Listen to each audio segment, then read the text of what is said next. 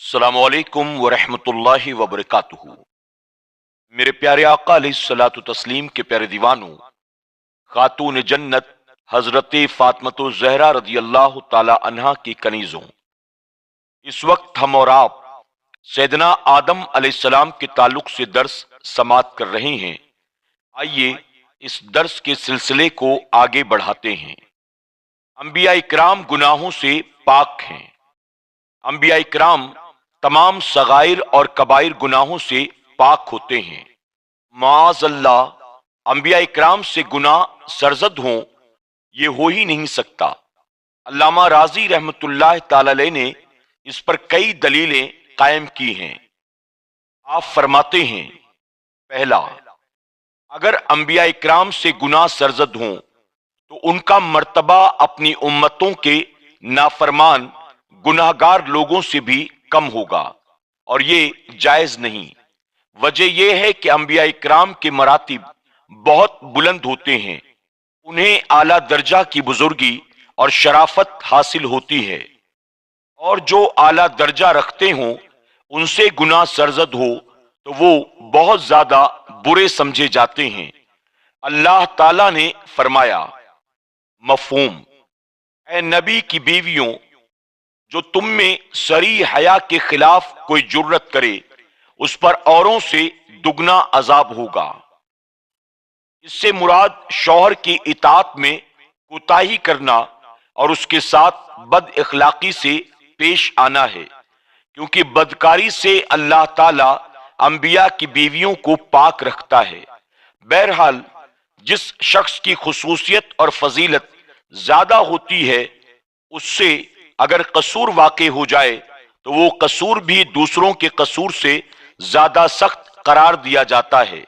شادی شدہ شخص سے بدکاری سرزد ہونے میں رجم کیا جاتا ہے، اور غیر شادی شدہ کو 100 کوڑے لگائے جاتے ہیں، کیونکہ شادی شدہ کی شان غیر شادی شدہ سے اس لیے زیادہ ہے کہ وہ شادی شدہ ہے۔ اس سے بدکاری سرزد ہونا عظیم جرم سمجھا جاتا ہے، جبکہ اس پر بھی اجماع ہے کہ نبی کا مقام امت کے کسی فرد سے بھی کم نہیں ہو سکتا، تو گناہ گاروں سے کم درجہ کیسے ہو سکتا ہے؟ دوسرا، گناہ گار فاسق ہوتا ہے، اور اگر نبی سے گناہ سرزد ہوں تو وہ معاذ اللہ فاسق ہوں گے، اور فاسق کی شہادت قبول نہیں ہے، کیونکہ اللہ رب العزت نے فرمایا، مفہوم: اگر کوئی فاسق تمہارے پاس خبر لائے تو تحقیق کر لو۔ تیسرا، انبیاء اکرام سے اگر گناہ کبیرہ سرزد ہونا جائز ہو سکے تو ان کو اس سے سختی کے ساتھ روکنا ضروری ہو جائے گا، تو اس طرح انبیاء اکرام کو ایذا پہنچانا حرام نہیں ہوگا، حالانکہ انبیاء اکرام کو ایذا پہنچانا حرام ہے۔ اللہ تعالیٰ نے ارشاد فرمایا، مفہوم: بے شک جو لوگ ایذا دیتے ہیں اللہ اور اس کے رسول کو، ان پر اللہ کی لعنت ہے دنیا اور آخرت میں۔ چوتھا، ہر نبی کی امت پر لازم ہے کہ وہ اپنے نبی کی تابعداری کریں، جیسا کہ ہمیں حکم دیا گیا ہے۔ اللہ تعالیٰ نے نبی کریم صلی اللہ علیہ وسلم کی زبان مبارک سے کہلایا، میری تابعداری کرو۔ اگر معاذ اللہ آپ سے گناہ سرزد ہونے جائز ہو سکیں تو آپ کی امت کو آپ کے گناہوں کی تابعداری کرنا واجب ہوگا۔ اس طرح گناہ کرنے حرام بھی ہوں اور گناہوں میں نبی کی تابعداری واجب بھی ہو، تو ایک ہی وقت میں ایک کام حرام بھی ہو اور واجب بھی ہو، یہ کیسے ممکن ہو سکتا ہے؟ پانچواں، ہماری عقل واضح طور پر یہ کام کرتی ہے کہ نبی کا مقام بہت بلند ہوتا ہے۔ نبی اللہ کی وحی کا امین ہوتا ہے، اور نبی اللہ کے بندوں اور اس کی زمین میں اللہ کا خلیفہ ہوتا ہے۔ یہ کیسے ہو سکتا ہے کہ وہ اللہ کے فرمان کو سنتے ہوئے کہ یہ کام نہ کرو، پھر بھی اپنی لذت کو ترجیح دیتے ہوئے وہ کام کرے؟ اللہ کے روکنے اور اس کے عذاب کے خوف کی طرف توجہ نہ دے، یہ بہت برا اور ناممکن ہے۔ छठा, जो लोग गुनाहों का इर्तिकाब करते हैं वो अजाब के मुस्तहिक होते हैं। अल्लाह ताला ने फरमाया, मफहूम, और जो अल्लाह और उसके रसूल की नाफरमानी करें तो बेशक उनके लिए जहन्नम की आग है जिसमें वो हमेशा रहेंगे। उसी तरह गुनाहों के मुर्तकिब लानत के मुस्तहिक होते हैं। अल्लाह ताला ने इरशाद फरमाया, मफहूम, खबरदार जालिमों पर अल्लाह की लानत है। अगर अंबिया इकराम गुनाह करें तो वो अजाब और लानत के मुस्तहिक होंगे। हालांकि इजमाए उम्मत है कि अंबिया इकराम अजाब या लानत के मुस्तहिक नहीं हो सकते।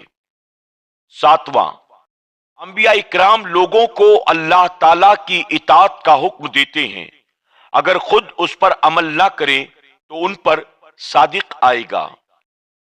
लोगों को भलाई का हुक्म देते हो और अपनी जानों को भूलते हो, हालांकि तुम किताब पढ़ते हो, तो क्या तुम्हें अक्ल नहीं? जब एक आम नसीहत करने वाले की इससे मजम्मत की जा सकती है तो अंबिया इकराम जो अजीम मरातिब के मालिक होते हैं उनसे ये कैसे मुमकिन है कि वो और लोगों को नसीहत करें और खुद उस पर अमल ना करें। हजरत शोएब अलैहिस्सलाम ने अपनी कौम से कहा, और मैं नहीं चाहता हूं कि जिस बात से तुम्हें मना करता हूं आप उसके खिलाफ करने लगूं। मैं तो जहां तक हो सके संवारना ही चाहता हूं। आठवां, अल्लाह ताला ने अंबिया इकराम की शान में जिक्र फरमाया, बेशक वो भले कामों में जल्दी करते हैं। खैरात का मतलब ये होता है हर अच्छा काम करना और हर बुरे काम से बचना। इससे वाज़ेह हुआ कि अंबिया इकराम अच्छे ही काम करते हैं और बुरे कामों से बचते रहते हैं, लिहाजा उनसे गुनाह सरजद नहीं हो सकते। नौवां, अल्लाह ताला ने अंबिया इकराम की शान में जिक्र फरमाया, बेशक वो हमारे नजदीक चुने हुए पसंदीदा हैं। जब इसको मुतलक जिक्र किया, उनकी किसी खसलत और आदत को अलग नहीं किया, तो पता चला कि उनके तमाम काम ही अच्छे। अगर कोई बुरा काम पाया जाए तो इस तरह कहा जाता है, फला शख्स है तो बरगुजीदा और चुने हुए लोगों में से, लेकिन अलबत्ता सिवाय फला काम के कि वो इस काम में अच्छा नहीं। जब अंबिया इकराम के मुतालिक ऐसा कोई जुमला जिक्र नहीं किया गया तो इससे वाज़ेह होता है कि अंबिया इकराम के सब काम अच्छे ही अच्छे होते हैं, उनसे कोई गुनाह नहीं होता। और भी कई आयात इस पर दलालत कर रही हैं। 10वां, अल्लाह ताला ने शैतान के कौल को जिक्र फरमाते हुए इरशाद फरमाया, मेरी इज्जत की कसम, जरूर मैं उन सबको गुमराह कर दूंगा मगर जो उनमें से तेरे मुखलिस बंदे हैं। शैतान ने अपनी आजिजी का जिक्र कर दिया कि ए अल्लाह, तेरे मुखलिस बंदों पर मेरा दांव नहीं चलेगा। अल्लाह ताला ने इब्राहिम, इसहाक और याकूब अलैहिस्सलाम को अपना मुखलिस बंदा कहा। इरशाद बारी ताला है, मफहूम, बेशक हमने उन्हें एक खरी बात से इम्तियाज बख्शा। उस घर की याद है, यानी हमने उन्हें अपना मुखलिस बनाया। हजरत यूसुफ अलैहिस्सलाम के मुतालिक रब फरमाता है, बेशक वो हमारे मुखलिस बंदों में से हैं। जब बाज अंबिया इकराम का मुखलिस होना वाज़ेह हो गया और शैतान के अपने कौल के मुताबिक वो मुखलिस बंदों को गुमराह करने से आजिज है, तो तमाम अंबिया इकराम का हुक्म एक ही है, क्योंकि इसका कोई भी कायल नहीं कि बाज अंबिया इकराम माअज़ल्लाह गुनाहगार हैं और बाज नहीं। 11वां, और बेशक इब्लीस ने उन्हें अपना गुनाह सच कर दिखाया तो वो उसके पीछे हुए, मगर एक गिरोह के मुसलमान था। इस आयत करीमा से वाज़ेह हुआ कि ईमान वाले लोगों के एक गिरोह ने शैतान की ताबेदारी नहीं की। जिन्होंने शैतान की ताबेदारी नहीं की वो गुनाहगार भी नहीं हुए। अब देखना यह है कि यह गिरोह अंबिया इकराम का है या दूसरे लोगों का। अगर अंबिया इकराम का है तो यकीनन तमाम अंबिया इकराम का हुक्म एक ही है, और अगर ये लोग अंबिया नहीं तो भी वाज़ेह हो कि अंबिया इकराम गुनाहगार नहीं हो सकते, क्योंकि अगर अंबिया इकराम गुनाहगार हों और दूसरे लोग गुनाहगार ना हों तो जो नबी नहीं वो नबी से शान के लिहाज से बढ़ जाएगा, और ये नहीं हो सकता क्योंकि तमाम उम्मत का इत्तेफाक है नबी के दर्जे को कोई दूसरा नहीं पा सकता। 12वां, अल्लाह ताला ने अपनी मखलूक की दो किस्में बयान की हैं। एक के मुतालिक फरमाया वो शैतान के गिरोह हैं, खबरदार बेशक शैतान ही का गिरोह खसारे में है। दूसरी किस्म के मुतालिक फरमाया वो अल्लाह का गिरोह हैं, खबरदार बेशक अल्लाह का गिरोह ही कामयाब है। इसमें तो किसी किस्म का कोई शक नहीं कि शैतानी गिरोह तो वही होगा जो ऐसे अमल करेगा जिनको शैतान पसंद करता है, और शैतान के पसंदीदा गुनाह हैं। हर वो शख्स जो अल्लाह ताला का नाफरमान होगा, गुनाहगार होगा, वही शैतानी गिरोह में शामिल होगा। अगर माज़अल्लाह अंबिया इकराम से भी गुनाह सरजद हो तो वो शैतानी गिरोह में दाखिल होंगे और खसारे में होंगे। क्या कोई मुसलमान ये कह सकता है कि उम्मत के नेक और परहेजगार लोग तो अल्लाह का गिरोह हैं और कामयाब होने वाले हैं, और अंबिया इकराम शैतानी गिरोह में दाखिल होकर खसारे में हों? ऐसा कभी नहीं हो सकता। किसी मुसलमान का ऐसा सोचना भी अपनी दुनिया और दीन को बर्बाद करना है। 13वां, अंबिया इकराम फरिश्तों से अफजल हैं, इसलिए जरूरी है कि उनसे कोई गुनाह सरजद न हो सके, क्योंकि फरिश्तों के मुतालिक अल्लाह रब्बुल इज्जत ने फरमाया, मफहूम, बात में उनसे सबकत नहीं करते और उसके हुक्म पर कारबंद होते हैं। इसी तरह फरिश्तों के मुतालिक और ये फरमाया, मफहूम, और वो अल्लाह का हुक्म नहीं टालते और जो उन्हें हुक्म हो वही करते हैं। जब फरिश्ते अल्लाह के हुक्म के मुताबिक अमल करते हैं तो अल्लाह के हुक्म के खिलाफ वर्जी नहीं करते, तो ये कैसे हो सकता है कि अंबिया इकराम जो उनसे अफजल हैं वो अल्लाह ताला के हुक्म के मुताबिक अमल ना करें और अल्लाह के हुक्म के खिलाफ वर्जी करें? गुनाहगार तो नेकों के बराबर भी नहीं हो सकते, अफजल होना तो दूर की बात है।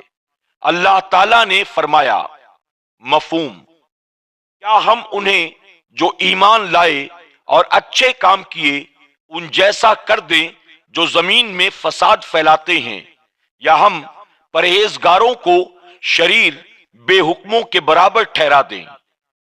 15वां, नबी करीम सल्लल्लाहु अलैहि वसल्लम ने एक आराबी से ऊंटनी खरीदी और आपने उसे कीमत अदा कर दी। उसने फिर आपसे कीमत का मुतालबा किया। आपने फरमाया, कीमत तो मैं अदा कर चुका हूं। उसने आपसे गवाह तलब किया। आपने ख्याल किया, मेरी गवाही कौन देगा? उस वक्त तो वहां कोई मौजूद नहीं था। हजरत खुजैमा ने कहा, या रसूल अल्लाह सल्लल्लाहु अलैहि वसल्लम, मैं गवाही देता हूं कि आपने आराबी को ऊंटनी की कीमत अदा कर दी है। आपने जब उनसे पूछा कि तुमने कैसे गवाही दे दी, हालांकि तुम तो उस वक्त वहां मौजूद नहीं थे, उन्होंने अर्ज किया, या रसूल अल्लाह सल्लल्लाहु अलैहि वसल्लम, आप हमें आसमानों की खबर बताते हैं तो हम आपकी तस्दीक करते हैं, तो क्या इस ऊंटनी की कीमत अदा करने पर आपकी तस्दीक ना करें? ये कैसे हो सकता है? नबी करीम सल्लल्लाहु अलैहि वसल्लम ने फरमाया, आइंदा खुजैमा जहां अकेले गवाही दें, उनकी गवाही दो शख्सों की गवाही के बराबर मानी जाएगी। अगर माज़अल्लाह अंबिया इकराम से गुनाह होते तो हजरत खुजैमा कभी गवाही न देते, बल्कि ये ख्याल करते कि नबी करीम सल्लल्लाहु अलैहि वसल्लम भी माज़अल्लाह हमारी तरह झूठ बोल सकते हैं। ख्याल रहे कि बाज रिवायत में घोड़ा खरीदने का ذکر موجود ہے۔ 16واں، بے شک میں تمہیں لوگوں کا امام بنانے والا ہوں، یہ اللہ تعالیٰ نے ابراہیم علیہ السلام سے فرمایا، اور امام وہ ہوتا ہے جس کی لوگ اقتدا کریں اور تابع داری کریں۔ اگر نبی سے گناہ واقع ہو تو گناہوں کی اقتدا اور تابع داری بھی لازم ہوگی۔ یہ ممکن نہیں کہ نبی گناہوں سے منع بھی کریں اور گناہ کر کے لوگوں کو اپنے گناہوں کی اقتدا کا حکم بھی دیں۔ 17واں، اللہ رب العزت نے ارشاد فرمایا، مفہوم یعنی نبوت اور امامت کا وعدہ نیک اور اللہ کے قرب کے مستحق لوگوں کے لیے ہے، ظالموں کے لیے نہیں۔ گناہگار کبھی نبی نہیں بن سکیں گے۔ واضح طور پر معلوم ہوا کہ انبیاء اکرام گناہ نہیں کرتے، کیونکہ گناہگاروں کو منصب نبوت نہیں ملتا۔ میرے پیارے آقا علیہ الصلوۃ والتسلیم کے پیارے دیوانوں، خاتون جنت حضرت فاطمہ الزہرا رضی اللہ تعالی عنہا کی کنیزوں، آج کے درس میں بس اتنا ہی۔ انشاءاللہ کل کے درس میں ہم سنیں گے کہ حضرت آدم علیہ السلام اور ماں حوا آسمان سے زمین کی طرف کس طرح تشریف لائے۔